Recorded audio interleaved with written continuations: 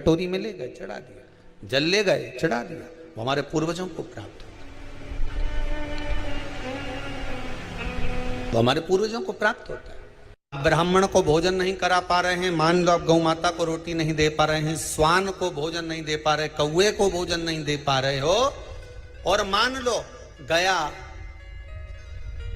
ब्रह्म कपाली या कहीं पिंडदान नहीं कर पा रहे हो, तिलांजलि तर्पण नहीं कर पा रहे हो, तो एक काम जरूर करना, जल के पात्र में 2 बूंद गंगा जल डालना और वो गंगा जल शंकर को रोज 16 दिन तक चढ़ाइए, पितृदोष समाप्त हो जाए। जब ज्यादा घर में पितृदोष हो ना, ऐसा लगे कि पितृदोष बहुत ज्यादा है, 1 रुपए कमा रहे हैं, 1.25 रुपए खर्च हो रहा है, हाथ में पैसा नहीं टिक रहा, दुकान 4 दिन अच्छी चल रही है, फिर व्यापार डाउन हो जाता है, कोई पैसा लेकर भाग गया नहीं दे रहा, कहीं कर्जा मात्रा बढ़ गई है, ये पितृदोष के लक्षण है कुछ। इसमें आपके घर में जो भी रुद्राक्ष पड़ा हो, जो भी रुद्राक्ष रखा हो, क्योंकि संभाल के तो आप रखते नहीं, पटक देते हो यहां, जो भी रुद्राक्ष आपके घर में रखा हुआ, एक पानी के पात्र में उस रुद्राक्ष को डाल दीजिए, उसमें 1 चावल का दाना डाल दीजिए। महाराज, परिंदा जहां होता है, मटका, हंडा या रसोई घर में आपका जो पानी भरने का स्थान होता है, जिसको आरो वारो क्या क्या लगा के रखते हो, उसी के कहीं पास में उस कलश को रख दीजिए, ऊपर से उसको ढक दीजिए। शाम के समय, सुबह रखा 10 बजे से 12 बजे के बीच में, शाम के समय प्रदोष काल में भगवान शंकर का नाम स्मरण कर कर, ओम नमः शिवाय बोलकर, श्री शिवाय नमस्तुभ्यम बोलकर, या महामृत्युंजय मंत्र का स्मरण कर कर, या गायत्री मंत्र का स्मरण कर कर, जो मंत्र आपकी बुद्धि में विवेक में समाहित हो, उस मंत्र का नाम लेकर राम कृष्ण हरि जो बोल सकते हो, एक घी का दिया अवश्य प्रज्वलित करें, लंबी बाती का। कौन सी बाती का? फूल बत्ती का नहीं, गोल बत्ती का नहीं, लंबी बाती का लगा। बत्ती का मुख दक्षिण की ओर, कहां पर होना चाहिए? दक्षिण की ओर, ना पूरब, ना पश्चिम, ना उत्तर। बत्ती का मुख कहां हो? दक्षिण की ओर। जैसे श्राद्ध पक्ष में ब्राह्मण को जब भोजन कराते हैं तो ब्राह्मण का मुख श्राद्ध पक्ष के भोजन कराते समय अगर पूरब, पश्चिम और उत्तर का होता है तो श्राद्ध के भोजन का फल नहीं मिलता।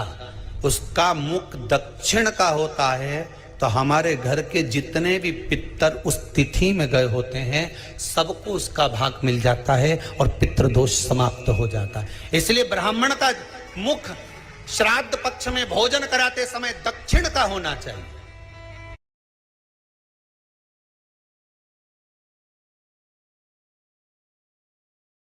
लॉयर होकर तुमने कानून को तोड़ा, तुमने कोर्ट रूम में झूठ बोला। कंपनी ने तुम्हें जो घर दिया है अभी कभी उसे खाली कर दो। ना नया घर देखना नहीं चाहोगे? इसके लिए मुझे थोड़ा मेंटली तैयार होने दो।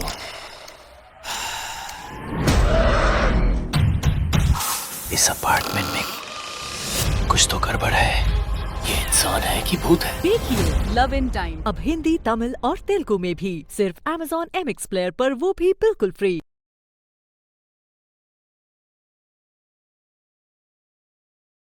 Here's a look at my week on Facebook gaming.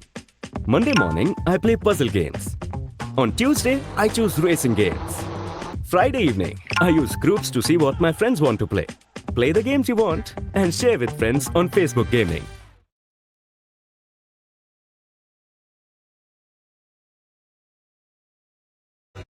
Lawyer होकर तुमने कानून को तोड़ा, तुमने कोर्ट रूम में झूठ बोला। कंपनी ने तुम्हें जो घर दिया है अभी कभी उसे खाली कर दो। ना नया घर देखना नहीं चाहोगे? इसके लिए मुझे थोड़ा मेंटली तैयार होने दो।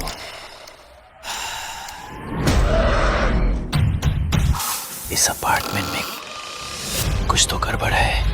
ये इंसान है कि भूत है? देखिए लव इन टाइम अब हिंदी, तमिल और तेलुगु में भी सिर्फ Amazon MX Player पर, वो भी बिल्कुल फ्री।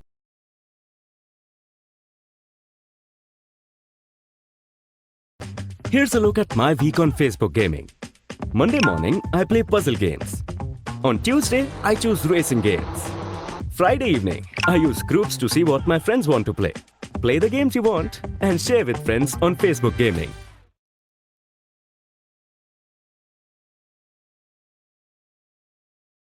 दक्षिण का होना चाहिए।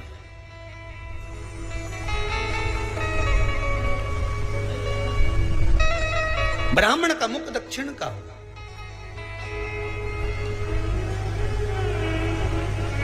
यहां तक शास्त्र कहता है, महाराज अगर गौ माता को श्राद्ध पक्ष में अगर भोजन दे रहे हो तो गाय का मुख अगर दक्षिण का है, गाय का, आपका मुख भले उत्तर का हो, गाय का मुख दक्षिण का हो, आपका मुख भले पूरा पश्चिम नहीं का, गाय का मुख अगर दक्षिण में है, अगर आपने दक्षिण में गाय को खड़ी कर रखा है और दक्षिण में उसका मुख और आप भोजन दे रहे हो, तो शास्त्र कहता है कि किसी पिंड की जरूरत नहीं पड़ती, गाय स्वतः कल्याण कर देती है, गौ माता स्वतः कल्याण कर, दक्षिण मुखी हो। तो दिए की जो बाती का मुख कहां होना चाहिए? दक्षिण का। और दक्षिण का मुख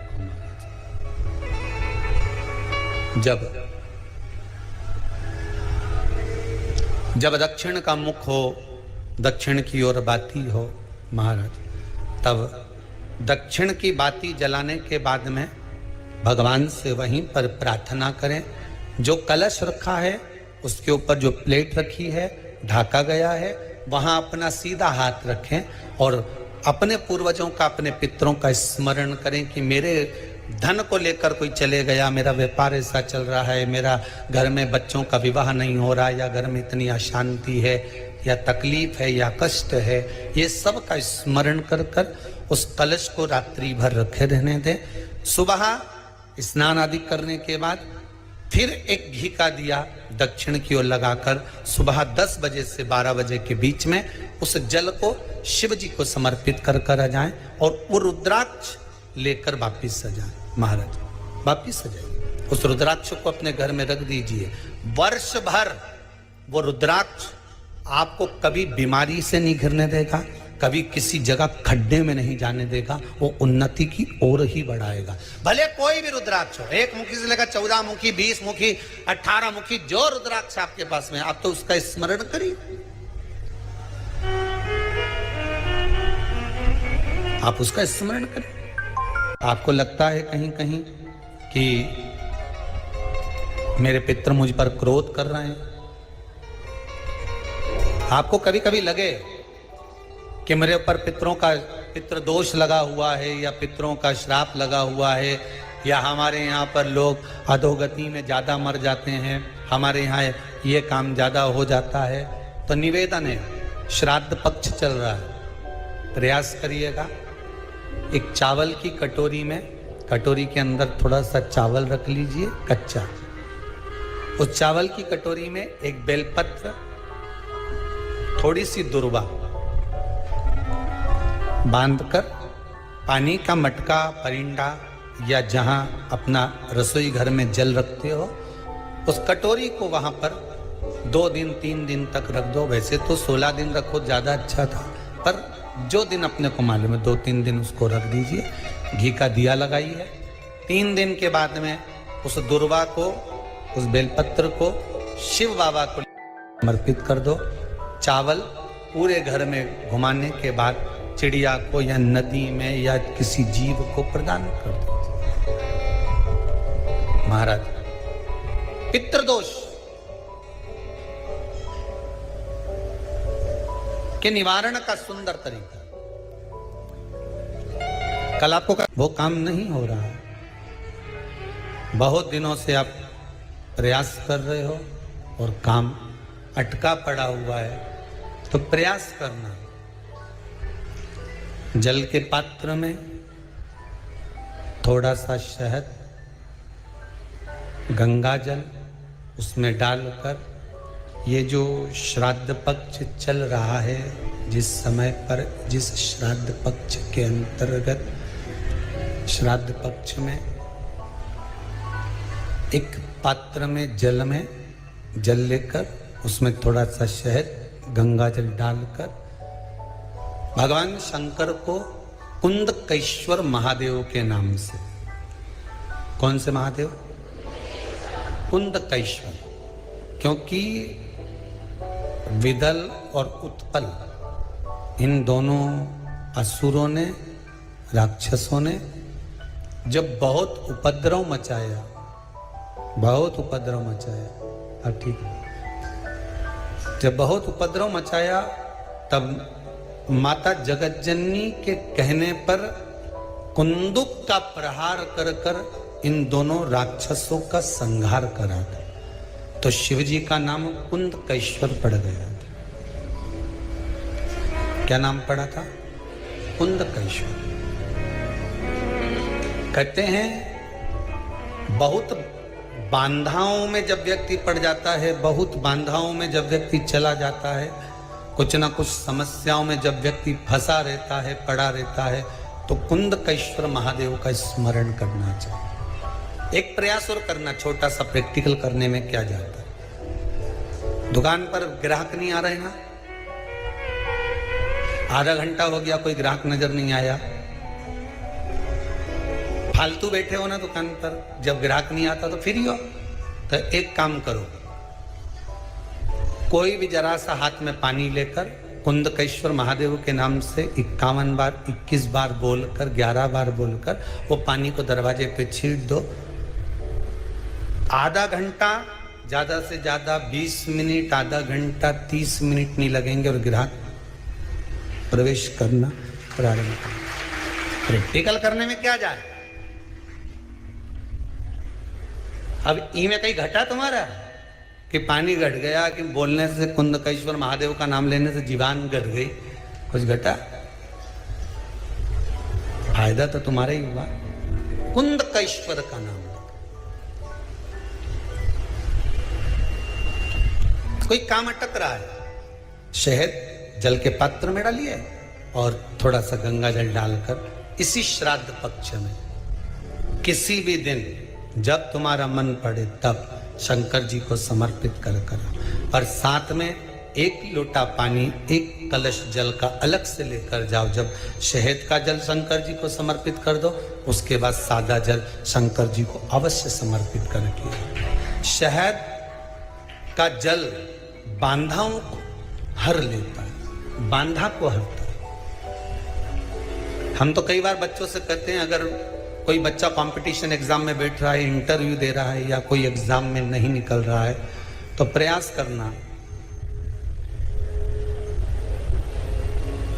बेलपत्री का जो बीच वाला पत्ता होता है, इस पत्ते पर शहद लगाकर हथेली में रखकर अंगूठे से इसको इस तरह से दबाकर शिव जी के कुंदकेश्वर महादेव का नाम लेकर अपनी मनोकामना कर कर शंकर भगवान का जो शिवलिंग है, उस शिवलिंग पर इस बेलपत्री के पत्ते को चिपकाकर आ जा और एग्जाम देने जा।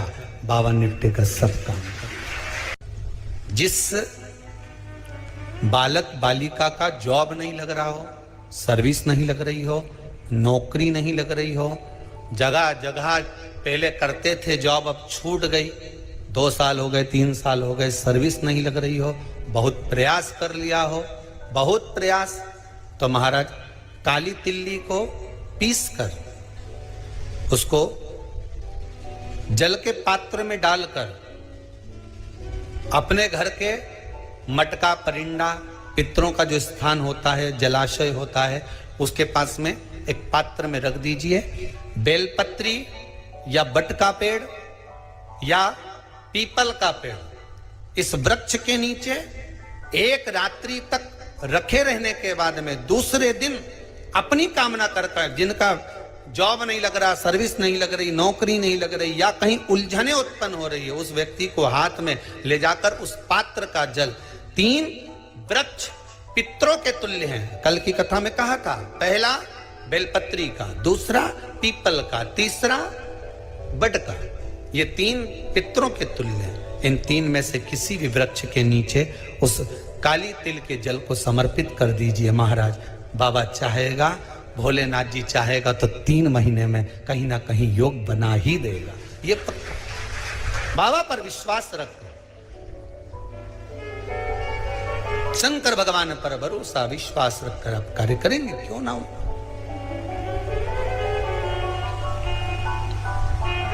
श्राद्ध पक्ष में महाराज पीपल के पेड़ के नीचे मात्र काली तिल्ली का पानी ही डाल देने से पितृदोष का निवारण हो जाता है। किसी लड़के की लड़की की विवाह शादी नहीं हो रहा हो,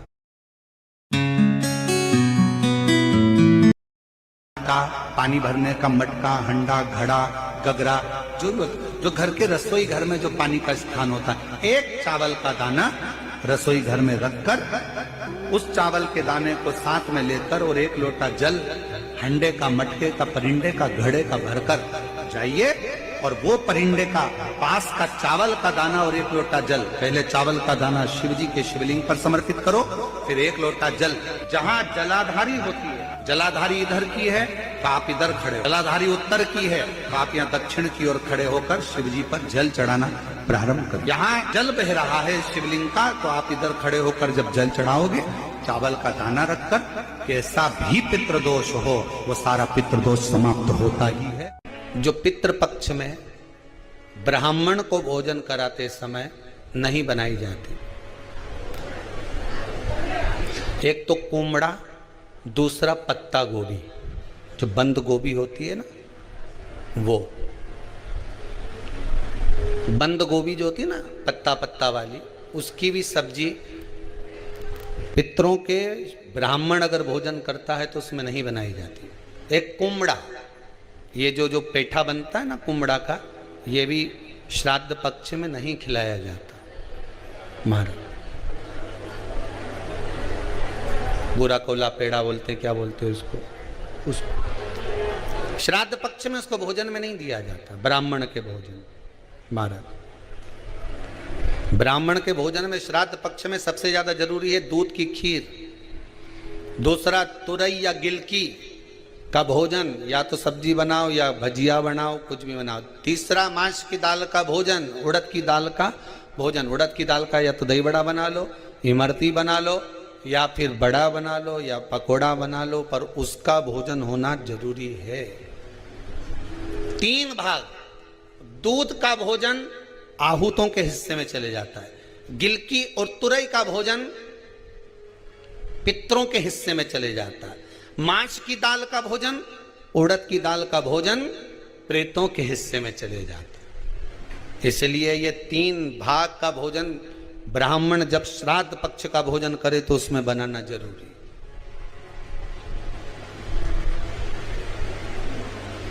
बहुत जरूरी। आपके यहां जब श्राद्ध हो भोजन अवश्य मिले। कई लोग कहते हैं गुरुदेव जब हम गया जी से आ जाएं तो क्या ब्राह्मण भोजन कराना जरूरी है? क्यों नहीं, कराओ, क्यों नहीं करा? क्या गाय की रोटी निकालना जरूरी है? स्वान की रोटी निकालना जरूरी है? कौवे की रोटी निकालना जरूरी है? हम कहते हैं अगर श्राद्ध गया जी का हो गया तो भले कौवे की मत निकालो, पर गाय की, स्वान की, ब्राह्मण जन की भोजन प्रसाद जरूरी।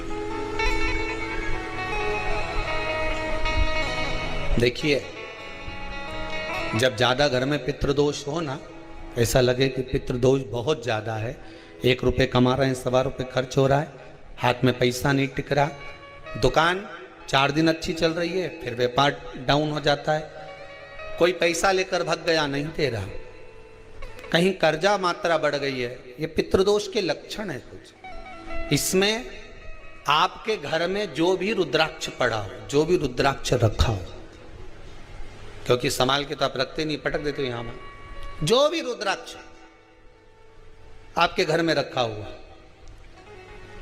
एक पानी के पात्र में उस रुद्राक्ष को डाल दीजिए, उसमें एक चावल का दाना डाल दीजिए। महाराज, परिंदा जहां होता है, मटका, हंडा या रसोई घर में आपका जो पानी भरने का स्थान होता है, जिसको आरो वारो क्या क्या लगा के रखते हो, उसी के कहीं पास में उस कलश को रख दीजिए, ऊपर से उसको ढक दीजिए। शाम के समय, सुबह रखा 10 बजे से 12 बजे के बीच में, शाम के समय प्रदोष काल में भगवान शंकर का नाम स्मरण कर कर ओम नमः शिवाय बोलकर, श्री शिवाय नमस्तुभ्यम बोलकर, या महामृत्युंजय मंत्र का स्मरण कर कर, या गायत्री मंत्र का स्मरण कर कर, जो मंत्र आपकी बुद्धि में, विवेक में समाहित हो, उस मंत्र का नाम लेकर राम कृष्ण हरि जो बोल सकते हो, एक घी का दिया अवश्य प्रज्वलित करें। लंबी बाती का। कौन सी बाती का? फूल बत्ती का नहीं, गोल बत्ती का नहीं, लंबी बाती का। बत्ती का मुख दक्षिण की ओर। कहां पर होना चाहिए? दक्षिण की ओर। ना पूरब, ना पश्चिम, ना उत्तर। बत्ती का मुख कहां हो? दक्षिण की ओर। जैसे श्राद्ध पक्ष में ब्राह्मण को जब भोजन कराते हैं तो ब्राह्मण का मुख श्राद्ध पक्ष के भोजन कराते समय अगर पूरब, पश्चिम और उत्तर का होता है तो श्राद्ध के भोजन का फल नहीं मिलता। उसका मुख दक्षिण का होता है तो हमारे घर के जितने भी पितर उस तिथि में गए होते हैं सबको उसका भाग मिल जाता है और पितृदोष समाप्त हो जाता है। इसलिए ब्राह्मण का मुख श्राद्ध पक्ष में भोजन कराते समय दक्षिण का होना चाहिए।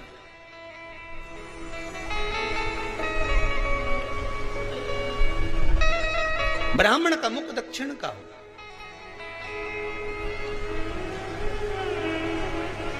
यहां तक शास्त्र कहता है, महाराज अगर गौ माता को श्राद्ध पक्ष में अगर भोजन दे रहे हो तो गाय का मुख अगर दक्षिण का है, गाय का, आपका मुख भले उत्तर का हो, गाय का मुख दक्षिण का हो, आपका मुख भले पूरा पश्चिम नहीं का, गाय का मुख अगर दक्षिण में, अगर आपने दक्षिण में गाय को खड़ी कर रखा है और दक्षिण में उसका मुख और आप भोजन दे रहे हो तो शास्त्र कहता है कि किसी पिंड की जरूरत नहीं पड़ती, गाय स्वतः कल्याण कर देती है। गौ माता स्वतः कल्याण कर,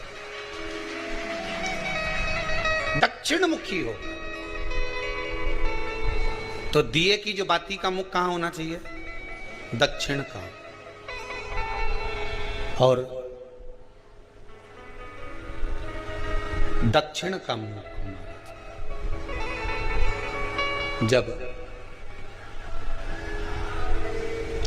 दक्षिण का मुख हो, दक्षिण की ओर बाती हो महाराज, तब दक्षिण की बाती जलाने के बाद में भगवान से वहीं पर प्रार्थना करें।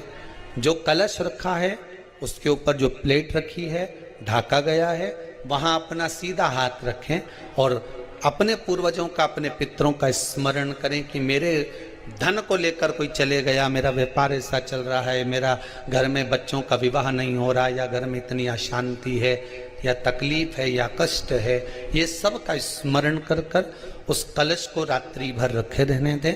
सुबह स्नान आदि करने के बाद फिर एक घी का दिया दक्षिण की ओर लगाकर सुबह 10 बजे से 12 बजे के बीच में उस जल को शिव जी को समर्पित कर कर आ जाएं और वो रुद्राक्ष लेकर वापिस सजाएं। महाराज वापिस सजाएं, उस रुद्राक्ष को अपने घर में रख दीजिए।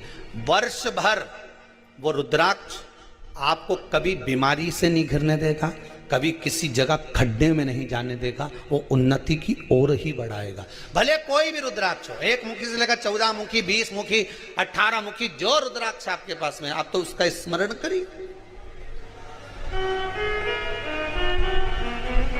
आप उसका स्मरण करें।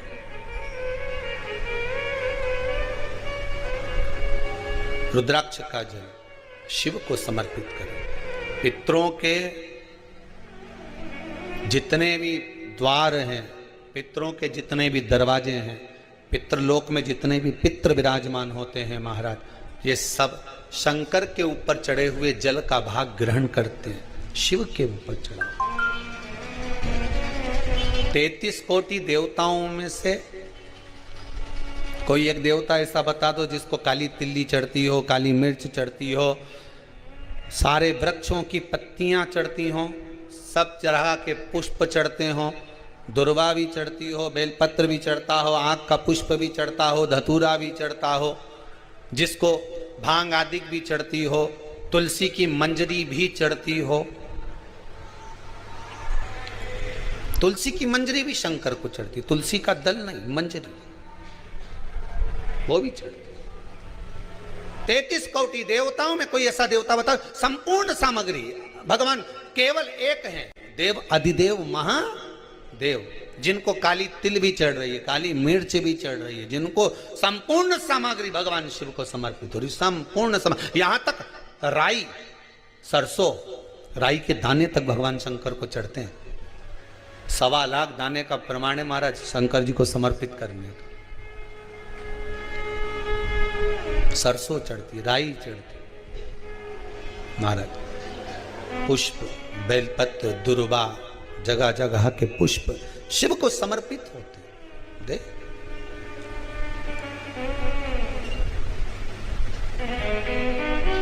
पितृ, जब शंकर भगवान को जल चढ़ाया जाता है 16 श्राद्ध पक्ष में, 16 दिन श्राद्ध के जब हम भगवान शंकर को जल समर्पित करते हैं तो उसका भाग हमारे पितरों को प्राप्त होता है।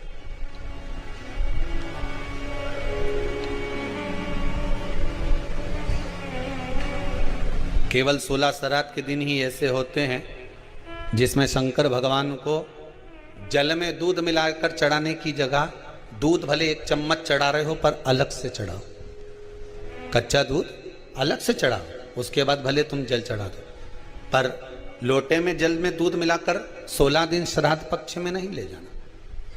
भले 1 चम्मच दूध लेकर जाओ, 1 कटोरी दूध लेकर जाओ, पर कच्चा दूध अलग से लेकर जाओ, शंकर भगवान को अलग से चढ़ाओ, क्योंकि 16 दिन श्राद्ध पक्ष के जब भगवान शंकर को दूध और जल चढ़ाया जाता है वो हमारे पितरों के खाते में चला जाता है, हमारे पितरों को उसका भाग मिलता है। इसलिए शंकर भगवान को कच्चा दूध भी चढ़ाओ तो पानी में मिलाकर नहीं, एक अलग से 1 चम्मच ले जाओ, भले फिर शिव जी को चढ़ा दो, भले एक छोटा सा